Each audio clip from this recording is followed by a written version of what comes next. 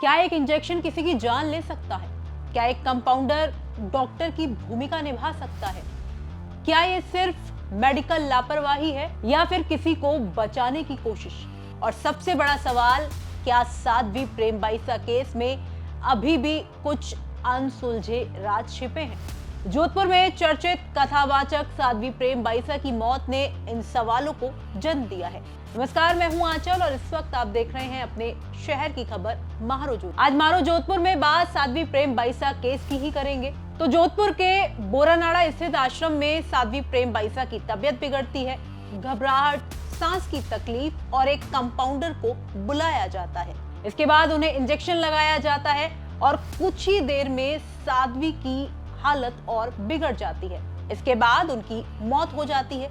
क्या ये महज मेडिकल लापरवाही थी या फिर कहानी में कुछ ऐसा है जो अभी भी सामने नहीं आया है? साध्वी प्रेमबाईसा की संदिग्ध मौत का मामला अब नए मोड़ पर है। करीब 20 दिन तक जांच चलती रही। FSL report, postmortem, medical board की राय अब सामने आ चुकी है और अब कंपाउंडर देवी सिंह राजपुरोहित के खिलाफ एफआईआर दर्ज की गई है, धारा 106(1) यानी लापरवाही से मौत। लेकिन सवाल यह है, क्या पूरी कहानी सिर्फ लापरवाही तक सीमित है? जांच में सामने आया है कि डेक्सोना और डाइक्लोफेनिक जैसे शेड्यूल H इंजेक्शन लगाए गए। मेडिकल बोर्ड का कहना है कि अस्थमा मरीजों के लिए ये इंजेक्शन खतरनाक हो सकते हैं। तो सवाल उठता है, क्या कंपाउंडर को ये इंजेक्शन लगाने का अधिकार था? कंपाउंडर देवी सिंह का कहना है कि मैंने अपनी मर्जी से कुछ भी नहीं किया, जो पर्ची में लिखा गया था वही लगाया। कितनी देर रुके? मैं वहाँ करीब 4 से 5 मिनट रुका था। ठीक है, उसके दौरान उनको मतलब तबीयत ठीक थी, ऐसा कुछ था नहीं।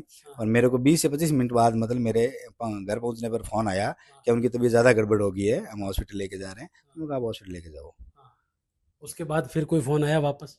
वापस उनका कोई कॉल नहीं आया मेरे पास। अच्छा, पहले भी कभी कभी छोटी मोटी बीमारी होती थी तो आपको बुलाते थे? हाँ, मैं मतलब 2-3 बार मैं उनके गया था। कई बार सेवादार के, उनके वीरमनाथ जी के भी मैंने एक बार इंजेक्शन लगाया था। अच्छा, प्रिस्क्रिप्शन में लिखा हुआ था वही इंजेक्शन लगाया ना? हाँ, वही लिखाया था जो मैंने पहले भी एक बार उनके लगाया था। तभी कुछ भी नहीं हुआ। लेकिन क्या बताया उस समय बाईसा ने कि मेरी तबीयत क्या खराब हुई? अभी तो वो कह रहा गला खराब था, जुकाम था और हल्का बुखार था, बस यही बताया था। तो वहीं नर्सिंग स्टाफ भी उनके समर्थन में है। उनका कहना है कि उन्होंने मानवता के नाते मदद की। डेक्सोना और डाइक्लोफेनिक सामान्य इंजेक्शन है। ये एक मानवता के नाते ही हुआ है कि उनके जो साध्वी जो प्रेमबाईसा थे, जो स्वर्गीय अभी हाल ही स्वर्गीय हुए हैं, उनके परिजनों के द्वारा हमारे नर्सिंग अधिकारी देवी सिंह जी उनके पास में कॉल किए गए कि भाई आप आकर इंजेक्शन लगाओ, इनकी तबीयत ठीक नहीं है। वो ड्यूटी पर थे। उसके पश्चात उनके पास वापस 5 बजे इंजेक्शन लगाने के लिए कॉल आते हैं, तो वो मानवीय भावनाओं के नाते उनके घर पर जाते हैं और उनके द्वारा जो पूर्व में भी उनके परिजनों ने लगवाए थे, वो डॉक्टर की पर्ची के आधार पर लगाए थे, वही इंजेक्शन उनके परिजनों ने लगाने का आग्रह किया था। तो उन्होंने लगाए और वो उन्होंने ये भी कहा कि आप अस्पताल ले जाना चाहिए और वो घर आ गए। तो आधे घंटे बाद उनके पास कॉल आता है कि उनकी तबीयत बिगड़ रही है। तो उन्होंने कहा आप अस्पताल ले जाओ, जहाँ भी जरूरत पड़े मैं भी आपकी मदद के लिए आऊँगा, सरकारी में ले जाओ तो वहाँ भी मैं आपके साथ रहूँगा। ये उनके द्वारा जो लिया गया, ये आमतौर पर राजस्थान अपितु हर गांव ढाणी के अंदर एक नर्सिंग अधिकारी ही पहुंचकर प्राथमिक तौर पर मरीजों की मदद करता है। उसकी कभी ये भावना नहीं रहती है कि वो कभी किसी का बुरा करे।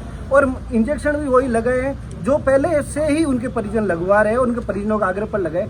इस प्रकार से नर्सिंग अधिकारी को अपमानित करना, उनके खिलाफ कार्रवाई करना, ना ही कहीं पोस्टमार्टम रिपोर्ट के अंदर उनके द्वारा जो हमें दिया गया कि पोस्टमार्टम रिपोर्ट में भी कहीं कोई ऐसा नहीं आया कि उन इंजेक्शनों की वजह से उनकी मृत्यु हुई है।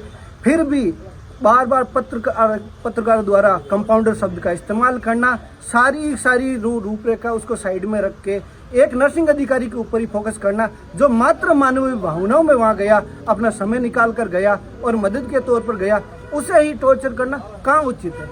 आज अस्पतालों के अंदर आप हर वार्ड में जाओगे तो डेक्सोना और डाइक्लोफेनिक जैसे इंजेक्शन मरीजों के आमतौर पर लगाए जाते हैं और ये हमेशा उनकी जान बचाने के लिए लगाए जाते हैं। कोई भी तदापि ऐसे कोई बात नहीं करता किसी मरीज की वो जान लेने की। तो फिर गलती कहाँ हुई? जब तबीयत बिगड़ी तो उन्हें हॉस्पिटल क्यों नहीं ले जाया गया? घर पर इलाज क्यों चलता रहा? क्या ये भी एक लापरवाही थी या परिस्थिति का दबाव था?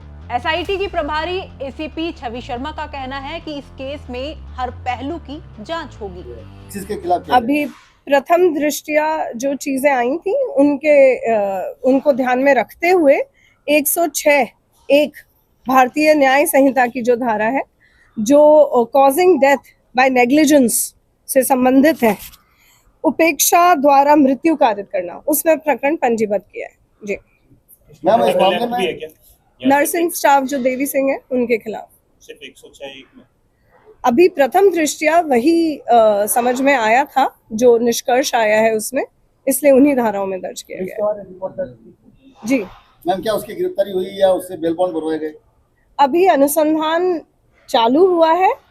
समझिएगा आज ही की तारीख में 17/2/2026 को ही प्रकरण पंजीबद्ध हुआ है, तो अभी अनुसंधान चल रहा है। जी अवेलेबल है या 106 एक बेलेबल है, परंतु ये सब चीजें प्रथम दृष्टया, जैसा कि मैंने आपको बताया, आज ही प्रकरण दर्ज हुआ है, तो अभी अनुसंधान जब तक पूर्ण नहीं होता तब तक कुछ भी फाइनल कहना मुश्किल है। पूरे मामले में पुलिस कमिश्नर ओम प्रकाश पासवान ने स्पष्ट किया कि मौत कार्डियक और पल्मोनरी अरेस्ट से हुई है, जहर या बाहरी कारणों से नहीं, और ना ही किसी तरीके का कोई यौन शोषण हुआ है।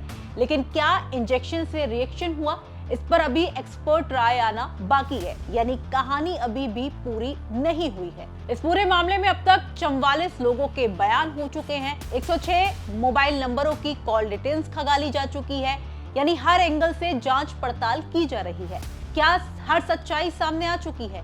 क्या कंपाउंडर ने नियम तोड़े? क्या वो सिस्टम की खामी का शिकार है, या किसी को बचाया जा रहा है, या कानून क्या निष्पक्ष तरीके से अपना काम कर रहा है, या सिर्फ ये एक मेडिकल नेग्लिजेंस है, या कहानी में कोई अनकहा सच भी छुपा हुआ है? साध्वी प्रेम बाईसा अब इस दुनिया में नहीं है, लेकिन उनकी मौत का सच अभी भी जांच के दायरे में है। एक तरफ पुलिस और मेडिकल रिपोर्ट, दूसरी तरफ बचाव के तर्क, तो आखिर सच कहां है?